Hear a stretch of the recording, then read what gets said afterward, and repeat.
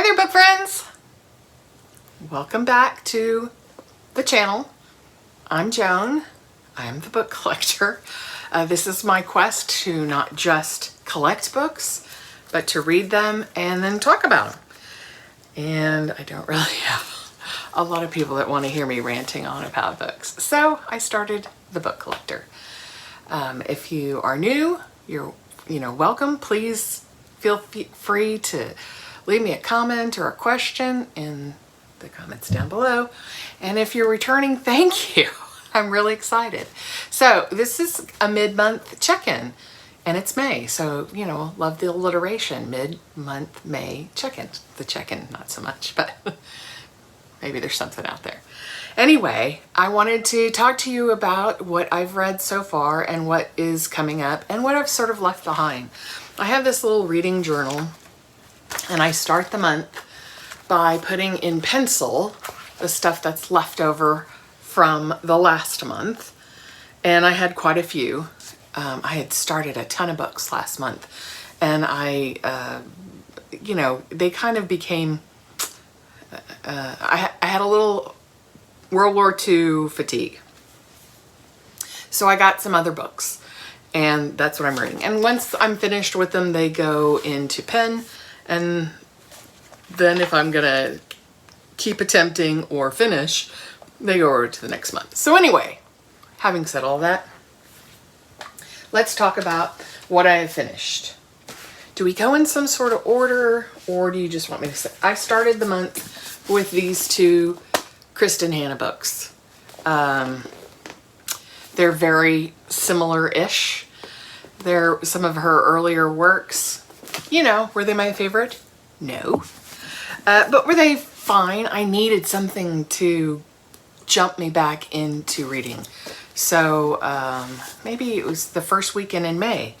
I read this one and then Saturday and then I read this one on Sunday. And I think of the two, I preferred Summer Island. It was a little bit different, but there's sister family drama and they live in the Pacific Northwest and there's, love, marriage issues, very similar books. But if I had to pick one, I think I would pick Summer Island. So those were the first two that I read. Then I was excited to read The Bookshop of Yesterdays. And this one was one that I purchased. I didn't know anything about it. Yeah, it was fine. I liked it okay. It was fine. It was entertaining and probably good to get you out of, a reading slump. It was fine. Will I remember it or read it again? Probably not. But it was fine. There's a little mystery in it. I figured it out kind of early. And I think that's where my disappointment came. But all in all, it was fun. The next one I think I started last month, Midnight in Soap Lake. And I started this because I loved Matthew Sullivan's first book, Midnight, Midnight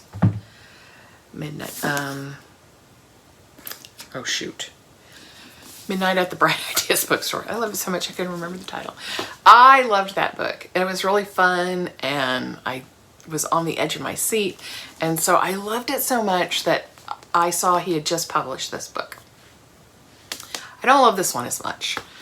It was a little boring. The setup was similar in that there's this mystery and it was interesting I'll say this. There was, he gives you something so that I didn't know anything about Soap Lake. It's a real place in Washington. It has a real phenomenon and, parts of it, of course, are a lot of it's fiction, but the place is not fictional and the whole lava lamp thing is not fictional. So I got interested, then I put it down and I picked it back up. I finished it. It was fine. I liked it okay. It was good. Don't love it. I liked it. I need somewhere in between like in the ratings, if we're, you know, if 5 is I can't stop thinking about it, 5 stars, and then 4 stars is I loved it, and then 3 stars is I liked it, and 2 stars is it could have been better, and 1 star is didn't finish. I need some degrees between could have been better, there's degrees in there, and then I liked it. Lots of degrees in there. I find that most of what I read is I liked it. And in that span of I liked it, you know, which one did I like better? If I put these 3, I liked them all, I probably would say this one I liked the best. And so it deserves a little higher. I don't know. Anybody else get down into the nuance of how they feel about a book? Anyway, so the next book I read, Harry Potter and the of course, this is a reread, Chamber of Secrets. And I'm going through this series again after, you know, I did when they first came out. I was at the midnight book buying thing with all of these books. They were so fun and such great reads. They're fantastic reads, and I'm really enjoying going through them again. The next book, and I just finished this morning, The Queen of Dirt Island. This is an Irish book, and oh my goodness, on audio, I can't help thinking about the nuns that taught me in school, and one in particular, the grandmother in here, Nana, the woman who does, the narrator who does the audio. Man, do you remember Sister Tezra? Anybody out there? And I loved Sister Tezra. A lot of people didn't love Sister Tezra, but I loved her, and I couldn't help but thinking that, yeah, I loved the audio. And this is a woman's book. It's about women and familial ties, and it's written a little differently in that each chapter is just like a page and a half long. So every single, it's a setup that looks exactly the same, each page and a half.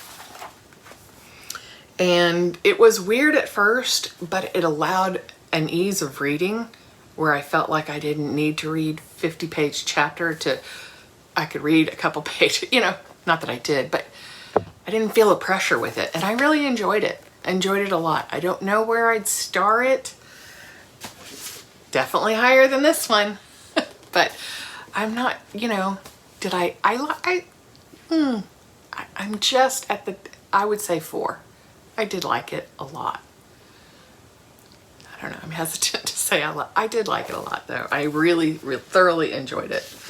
The next book is not a fiction book. It is a nonfiction, The Art Thief. And I so thoroughly and cannot stop thinking years later about Stranger in the Woods.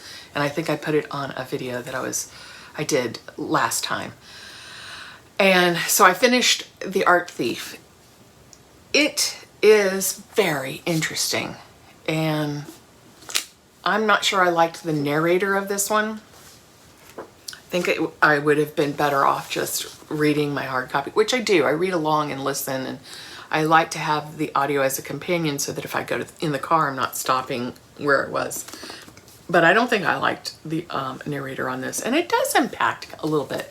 So when I think about just the facts of this book and the story it's telling, I liked it a lot. I really liked it a lot.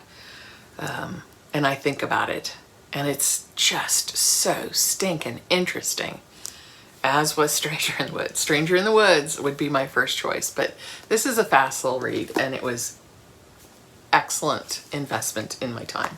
Okay, my last one, which was not really on my radar, but the cover art. The cover art, I had to get it just because of the cover art. And I'm sure a lot of people have read it, and I really liked this book. I loved it. It was so compelling and interesting, and the cover is so beautiful. I mean, I always put an overlay, but I hold it while I'm here. Loved it. I totally recommend this book. Loved this book. So interesting. I think about it a lot. not a lot, like it doesn't consume my day, but it's an interesting book and it was a good read. So that's where I am now. So as of May 19th, this is what I've read. I am knee deep into, well, one I just got on audio today, and that is Hamnet. I've had this book a while and I've been waiting for the audio to become available. So these are the remaining books that I'll probably be in for the remainder of May. And this Tenderland, I loved Ordinary Grace so much that this one, and it's so good. It's so good. The other one that's so good, I'm enjoying these a lot, is Snowflower and the Secret Fan. Lisa C. wrote Lady Tan's Circle of Women, which has been one of my favorite books that I've read this year.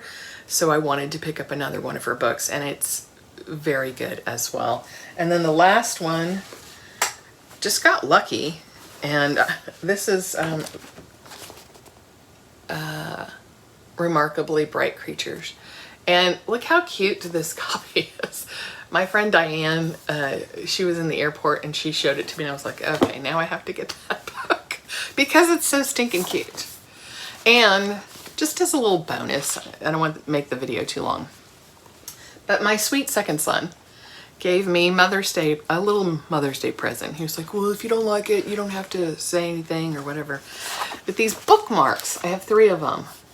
So it's kind of cool. So you can, I don't know if you can see, you clip it. I don't want to lose my place. You clip it on, it looks like this. It's a little, you clip it on in a place in the book with the jaws like that. And then it has this flappy thing.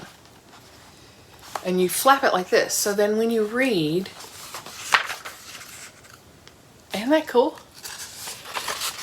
You know, so if I know I want to read this much, I want to read to this point, I'll put it here and then I put the flappy thing where I am until I get there. And there's 3 of them in the package and they weren't very expensive, but a great way to, if you're a reader, and anyway, that's a little bonus. And yay, Joel, for giving me such a thoughtful little gift. That's my May plan. Hopefully I'll get through these in the next 10 days or so, and then I'll give you another update.